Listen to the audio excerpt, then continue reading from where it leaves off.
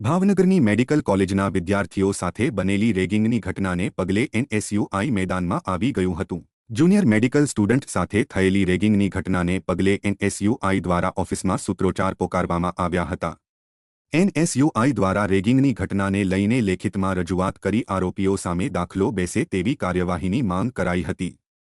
જો કે એન્ટી રેગિંગની ચાલી રહેલી બેઠક સમયે એનએસયુઆઈ દ્વારા સૂત્રોચ્ચાર કરીને રજૂઆત કરવામાં આવી હતી। રજૂઆત બાદ ડીન દ્વારા જણાવવામાં આવ્યું હતું કે આરોપીઓને સર્ટિફિકેટ આપવામાં આવશે નહીં, કડક કાર્યવાહી કરવામાં આવશે।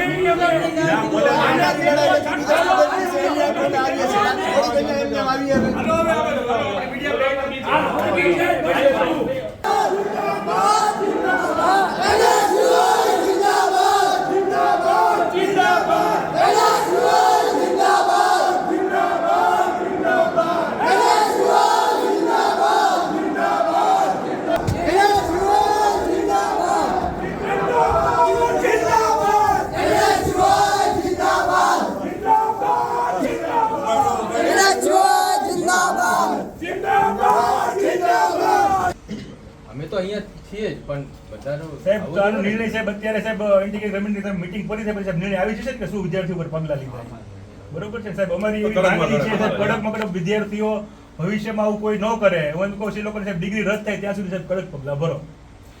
એ જે આરોપી વિદ્યાર્થીઓ છે એ વિદ્યાર્થીઓને સાહેબ તમે હું એમ કહું છું એ લોકોની ડિગ્રી રદ થાય એવું કરો કેમ કે એવો દાખલો બેઠાડો કે આજ પછી કોઈ પણ વિદ્યાર્થીને જુનિયર વિદ્યાર્થીઓ પર આવું ગંભીર કૃત્ય ન કરે।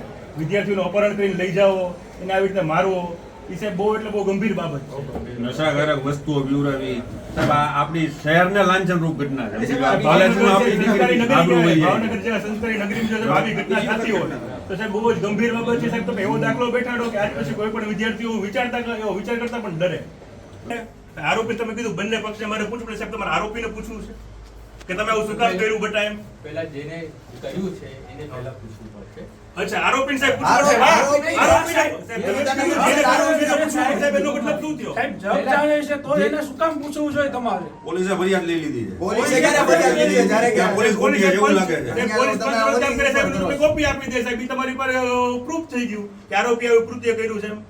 આરોપીએ કઈક સાહેબને પૈસા આપી દીધા હશે કહો સાહેબ ને કોઈ સગા લાગે સાહેબના સગા લાગે છે એટલે તો કહી શકે કે એ પક્ષને મારે પૂછવું પડશે। સાહેબ